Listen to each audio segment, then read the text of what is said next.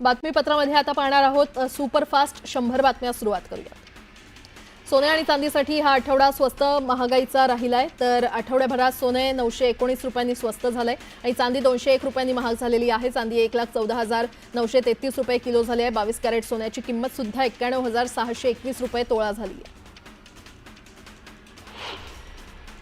State bank of इंडियानं ऐन सणासुदीच्या काळात आपल्या ग्राहकांना जोरदार दणका दिलेला आहे। एसबीआयनं गृहकर्जाच्या दरात 25 बेसिस पॉईंटची वाढ केलेली आहे। एसबीआयनं ही वाढ नव्या कर्जदारांसाठी केलेली आहे आणि याचा थेट परिणाम क्रेडिट स्कोअरच्या ग्राहकांवर पडणार आहे। श्रावण महिन्याच्या सुरुवातीपासूनच साखरेच्या दरात वाढ होते आहे। ऐन सणासुदीच्या काळात साखरेची वाढती मागणी आणि कमी झालेलं उत्पादन, देश विदेशातील बाजारपेठांमध्ये झालेल्या घडामोडी या सर्व घटकांमुळे साखरेचे भाव दिवाळीपर्यंत वाढण्याची शक्यता आहे। इंस्टाग्राम आपल्या युजर्ससाठी लवकरच पिक्स नावाचं नवीन फीचर आणणार आहे आणि हे फीचर आणल्यानंतर युजर्सला त्यांची पसंतीचं चित्रपट, पुस्तकं, टीव्ही शो, गेम आणि संगीत निवडण्याचे पर्याय देईल। यामुळे युजर्सला आपल्या पसंतीच्या मित्रमंडळींना जोडता येईल। फ्लिपकार्टवर फ्रीडम सेल सुरू असून या सेलमध्ये आयफोन 14 हा खूपच स्वस्तात मिळतोय। हा सेल 13 ते 17 ऑगस्टपर्यंत सुरू राहणार असून या सेलमध्ये आयफोन 14च्या किमतीमध्ये मोठी कपात केलेली आहे। आता या फोनला 60,000 रुपयात खरेदी करता येते।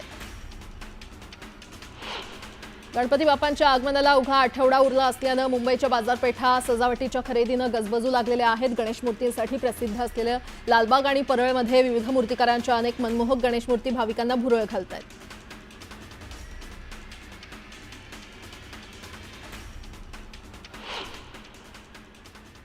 आता पाहूयात बातमी पवार काका पुतण्यातील सामन्याची। कोकणातील नेत्यानं अजित पवारांचा पक्ष हायजॅक केल्याची जोरदार टीका रोहित पवारांनी केली। 2029च्या निवडणुकीपूर्वी ते सर्वांना घेऊन भाजपमध्ये जातील असा दावाही रोहित पवार यांनी केला। तर आम्हाला फुकटचा सल्ला देऊ नका, तुमच्या पक्षात लक्ष घाला असा टोला अजित पवार यांनी रोहित पवारांना लगावलाय। पवार काका पुतण्यात वाकयुद्ध कसं रंगलं ते पाहूया। आज कदाचित आम्हाला बाहेरून वाटतं की दादा हे प्रमुख आहेत त्या पक्षांचे, पण असं दिसतंय की त्या पक्षामध्ये काही एका कोकणातल्या नेत्याने त्या पक्षाला हायजॅक केलेलं आहे। आणि हायजॅक कशासाठी केलेलं आहे की 2029च्या 1 वर्ष आधी सर्व पदाधिकारी आणि पक्ष घेऊन, म्हणजे अजितदादांचाच पक्ष आणि त्यातले काही आमदार घेऊन हे लोक सर्व बीजेपी मध्ये जातील।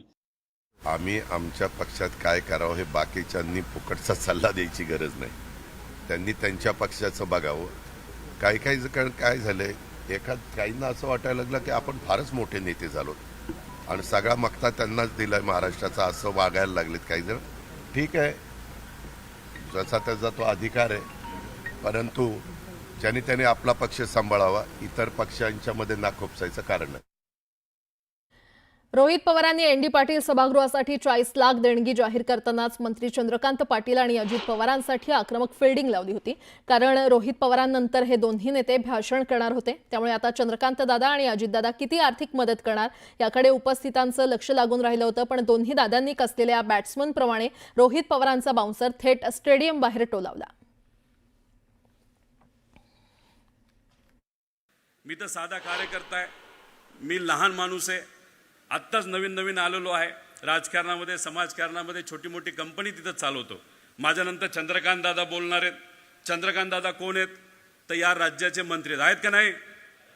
मग आपली अपेक्षा काय, 1-0 वाढला पाहिजे का नाही वाढला पाहिजे? वाढला पाहिजे का नाही? हात वर करून सांगा।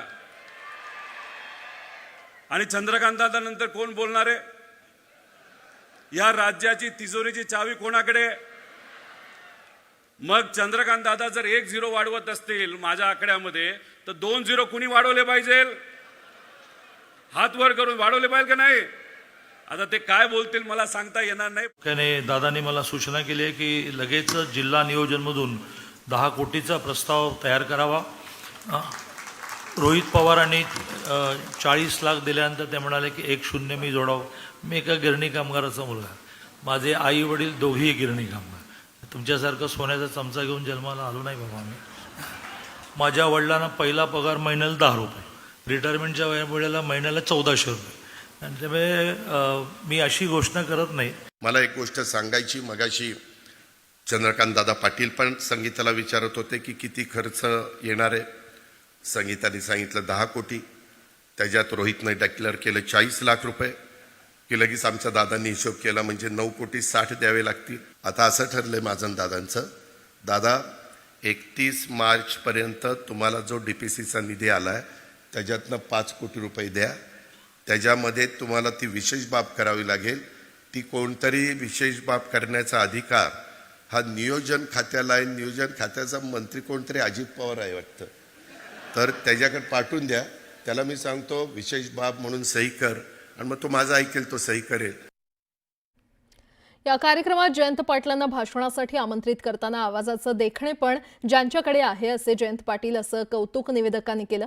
यावरून अजितदादांनी आपल्या नेहमीच्या शैलीत निवेदकांना टोला लगावला. पाहूयात. स्वर्गीय राजाराम बापूंच्या कर्तृत्वाचे वारसदार, कर्तृत्व नेतृत्वाबरोबरच आवाजाचं देखणेपण ज्यांना लाभलं ते इस्लामपूर विधानसभा मतदारसंघाचे माननीय आमदार आणि राज्याचे माजी मंत्री सन्माननीय श्रीयुत जयंतरावजी पाटील साहेब.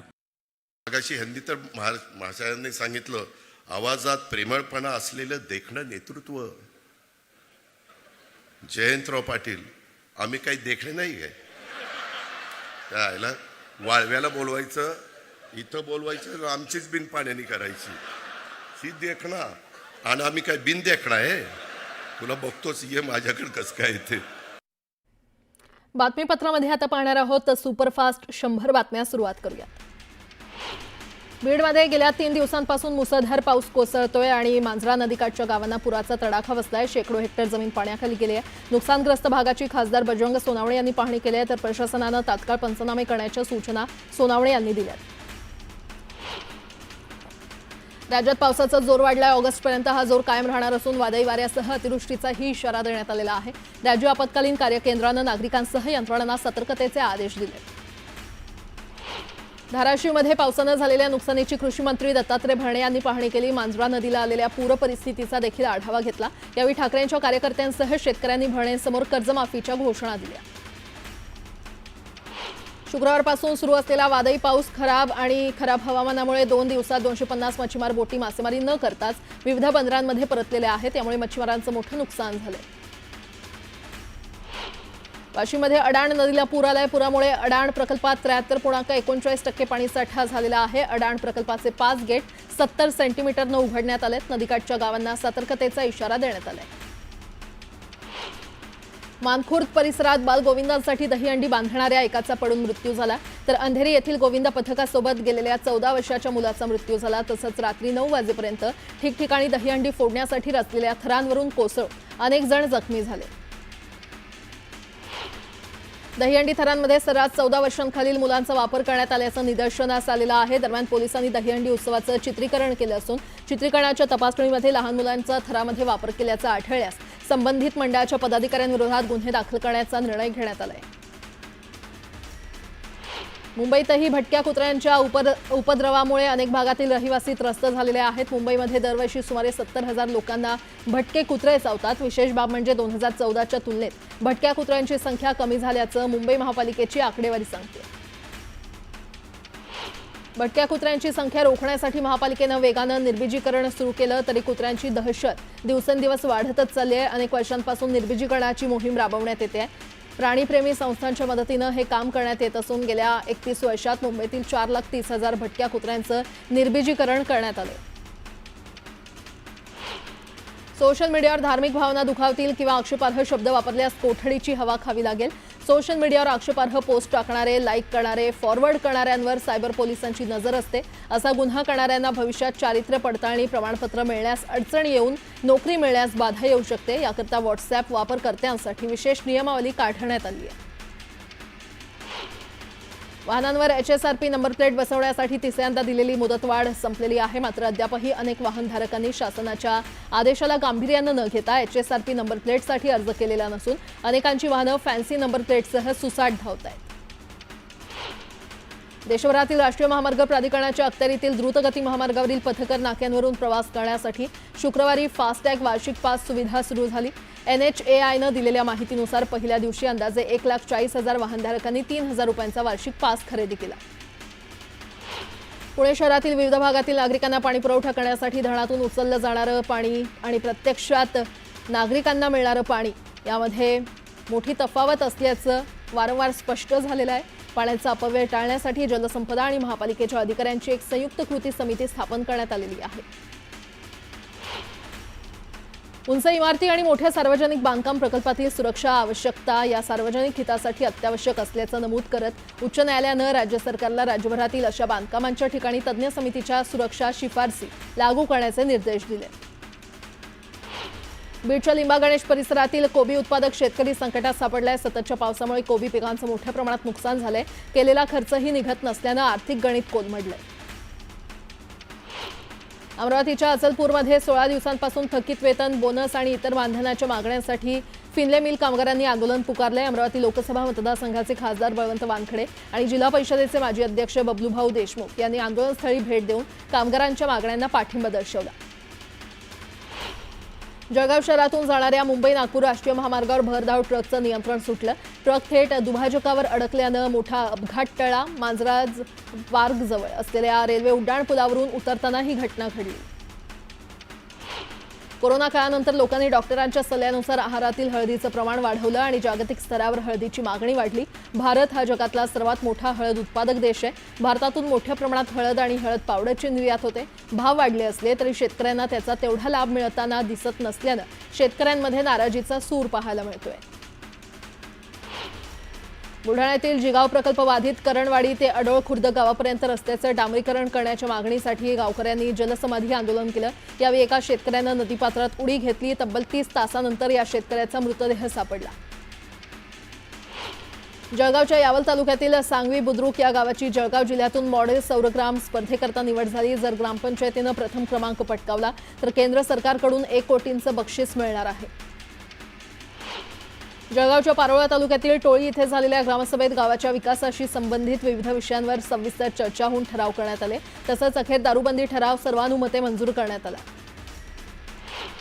जळगावच्या यावल पोलीस ठाण्याच्या वतीनं अंमली पदार्थाचे दुष्परिणाम या विषयावर जनजागृतीपर कार्यक्रम घेण्यात आले। यावेळी विद्यार्थ्यांनी नाटिका सादर करत अंमली पदार्थांच्या दुष्परिणामाबाबत जनजागृती केली।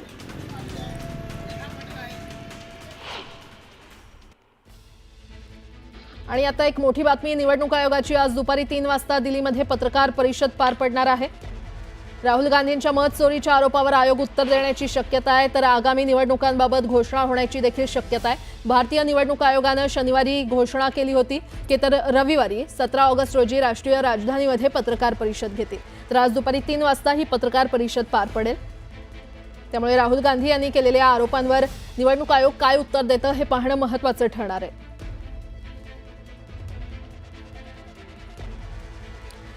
कोकणातील नेत्यानं अजित पवारांचा पक्ष हायजॅक केल्याची जोरदार टीका रोहित पवार यांनी केली। 2029च्या निवडणुकीपूर्वी ते सर्वांना घेऊन भाजपमध्ये जातील असा दावाही रोहित पवार यांनी केला।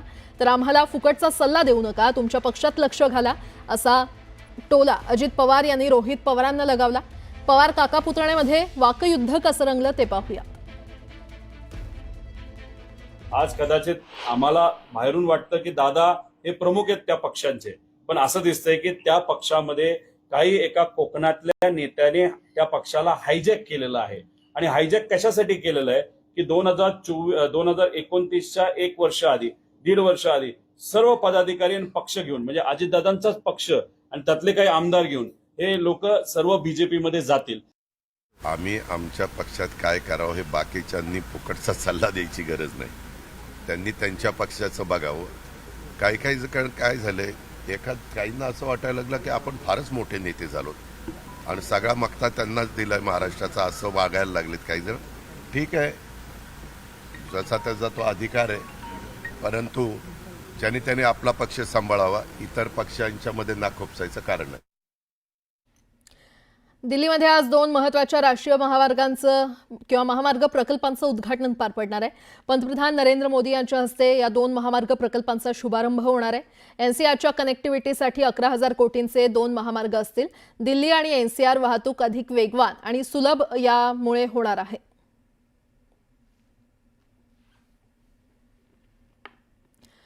पुन्हा एकदा बातम्या वेगवान स्वरूपात।